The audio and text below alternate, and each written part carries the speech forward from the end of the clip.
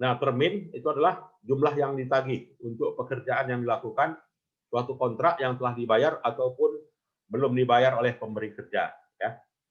Nah, sekarang kita lihat apa itu konstruksi dalam pengerjaannya. Jadi konstruksi dalam pengerjaan mencakup tanah, peralatan, dan juga mesin, gedung, bangunan, jalan, irigasi, jaringan, serta aset tetap lainnya yang proses perolehannya atau pembangunannya membutuhkan suatu periode waktu tertentu dan belum selesai. Nah, ini definisinya ya. Jadi perolehannya melalui kontrak konstruksi pada umumnya memerlukan satu periode waktu tertentu. Jadi periode waktu perolehan tersebut biasanya kurang atau lebih dari satu periode akuntansi. Nah, perolehan aset dapat dilakukan dengan membangun sendiri ya atau melalui pihak ketiga ya. Nah, jadi melalui pihak ketiga bisa ya atau juga dibangun sendiri. Nah, kontrak konstruksi adalah yang berkaitan dengan perolehan sejumlah aset yang berhubungan erat ya saling bergantung satu sama lain dalam hal rancangan teknologi, fungsi, tujuan, penggunaan. Jadi kontraknya itu meliputi ya kontrak jasanya ya. Jadi kalau kontrak jasanya meliputi apa? Seperti misalnya kontrak konsultan, ada namanya konsultan perencana ya, ada konsultan pengawas misalnya. Itu adalah bagian dari kontrak yang dimasukkan. Atau juga jasa arsitek gitu ya. Ya, kontrak untuk perolehan atau konstruksi aset. Ya, kontrak untuk memperoleh jasa yang berhubungan langsung dengan pengawasan konstruksi aset, meliputi manajemen konstruksi dan value engineering. Nah, itu yang masuk dalam kontrak ya. Kemudian kontrak untuk membongkar ya atau merestorasi aset dalam restorasi lingkungan. Nah, kemudian dalam apa ya di dalam akuntansi konstruksi ini gitu ya, ada penyatuan atau segmentasi kontrak konstruksi. Nah, jika suatu kontrak konstruksi mencakup sejumlah aset, ya konstruksi dari setiap aset diperlakukan sebagai suatu kontrak yang terpisah, ya apabila semua syarat ini dipenuhi. Jadi proposalnya harus terpisah, kemudian setiap aset dinegosiasikan secara terpisah, dan biaya masing-masing juga bisa diidentifikasi. Nah, ini dikatakan kontrak konstruksi yang dipisah, ya terpisah. Syaratnya meliputi tiga hal ini ya. Nah, kemudian apabila suatu kontrak dapat berisi klausul yang memungkinkan konstruksi aset tambahan atau permintaan pemberi kerja dapat diubah sehingga konstruksi aset tambahan dapat dimasukkan dalam kontrak tersebut, konstruksi tambahan diperlakukan sebagai konstruksi yang terpisah. Nah, jika ya aset tersebut berbeda secara signifikan dalam rancangan atau harga aset tambahan itu ditetapkan tanpa memperhatikan harga kontrak. Ya. Kemudian bagaimana pengakuannya?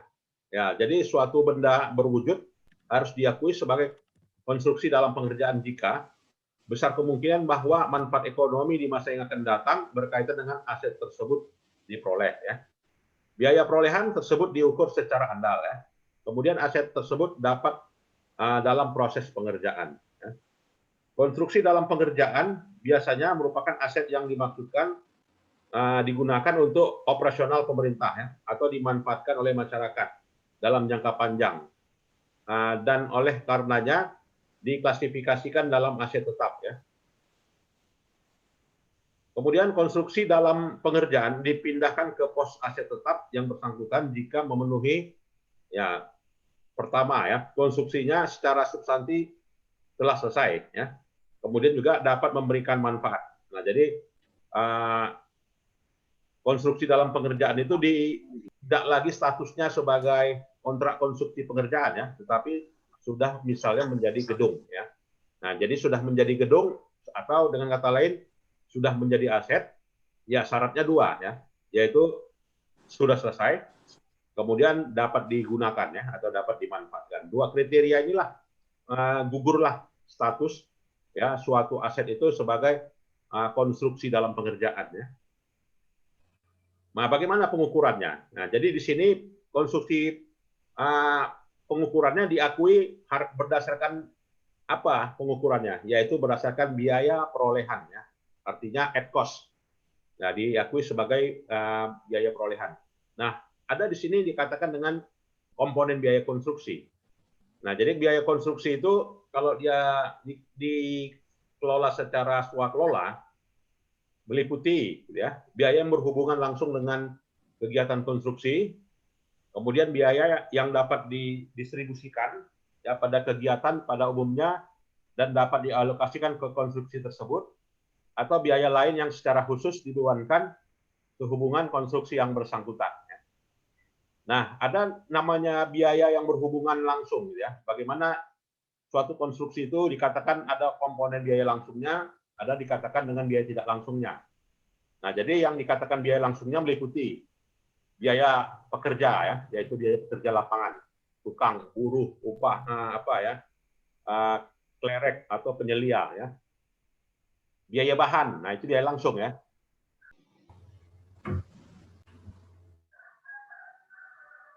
Ya, jadi biaya pemindah sarana, peralatan, bahan-bahan dari dan ke lokasi pelaksana, ya.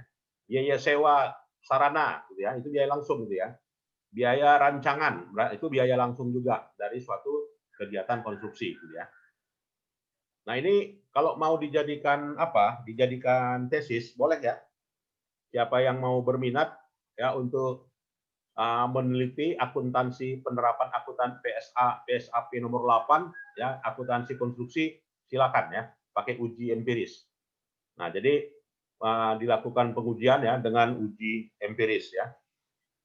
Nah, sedangkan biaya yang dikatakan dengan didistribusikan kegiatan konstruksi pada umumnya ya dialokasikan meliputi asuransi. Nah, ini dikatakan biaya yang tidak langsungnya ya.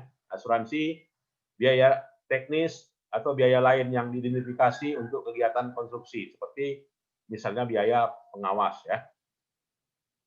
Jadi biaya semacam itu dialokasikan dengan menggunakan metode sistematis dan rasional dan diterapkan secara konsisten pada semua biaya yang punya karakteristik yang sama ya. Metode alokasi biaya yang dianjurkan adalah metode rata-rata tertimbang, nah, itu ya, dan dasar proporsi biaya langsung, gitu ya.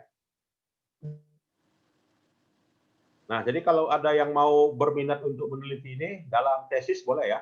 Ya, bagaimana variabel faktor-faktor yang mempengaruhi penerapan akuntansi biaya konstruksi ya di dalam proyek anggaran modal ya, misalkan di Pemkap A, di Pemkap B misalnya ya. Bagus ini kalau mau diteliti.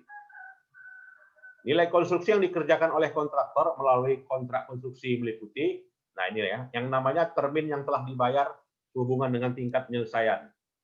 Kemudian kewajiban yang masih harus dibayar dan juga pembayaran klaim kepada kontraktor atau pihak ketiga ya yang berhubungan dengan pelaksanaan kontrak. Pembayaran atas kontrak konstruksi umumnya dilakukan secara termin ya, jadi enggak secara sekaligus ya. Ingat ya, secara termin. Itu di paragraf 24 ya di PSAP 8.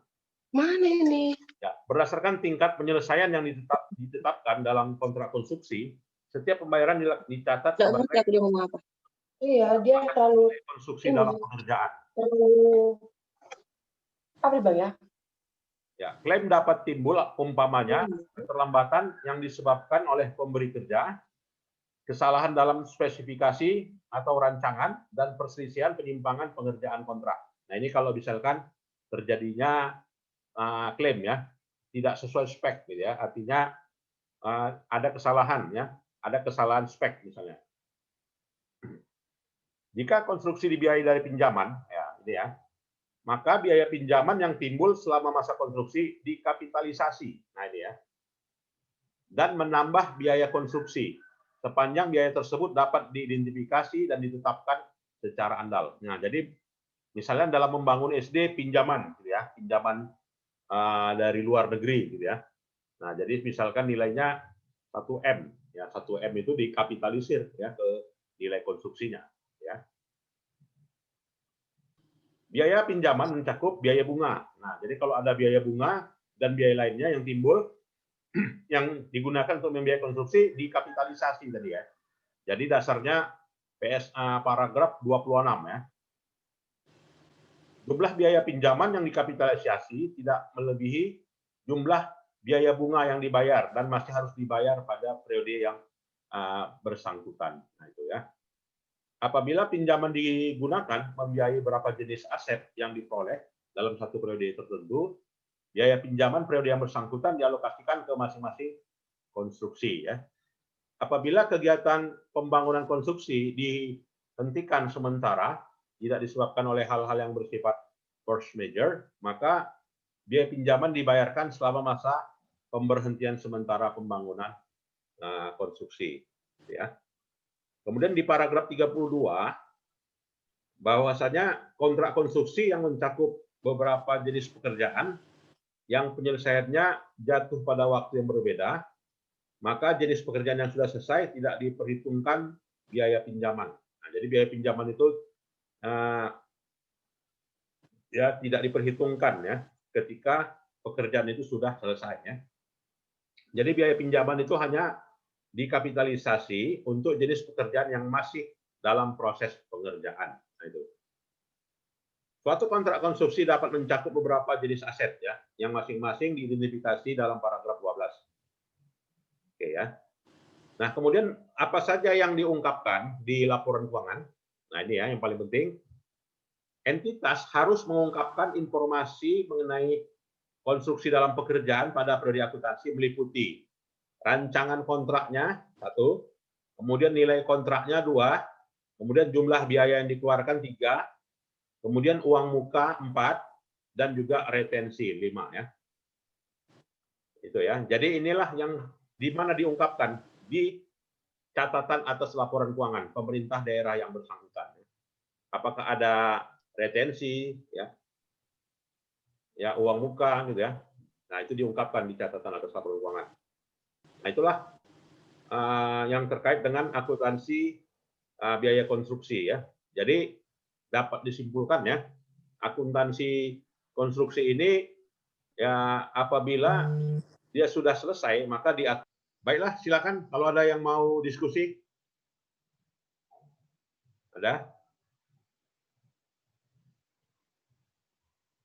Silakan kalau ada yang mau diskusi.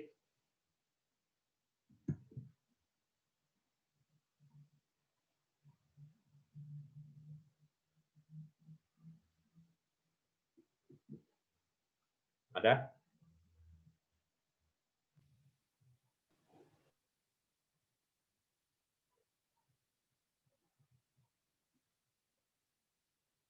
Ada yang mau diskusi? Silakan.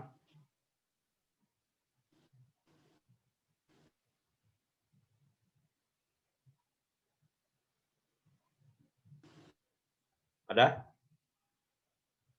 Baiklah, kalau nggak ada, itu sajalah ya perkuliahan kita.